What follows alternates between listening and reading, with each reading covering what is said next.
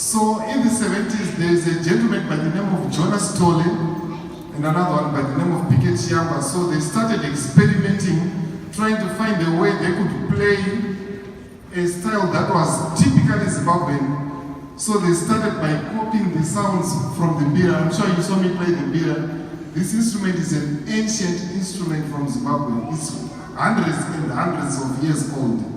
So they started playing the sound of the mbira on the guitar, and the sound is like this.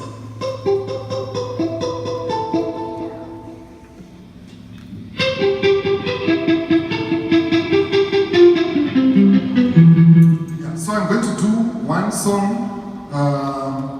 in a mbira style before we move to the next one, so that you get the feel of how it could have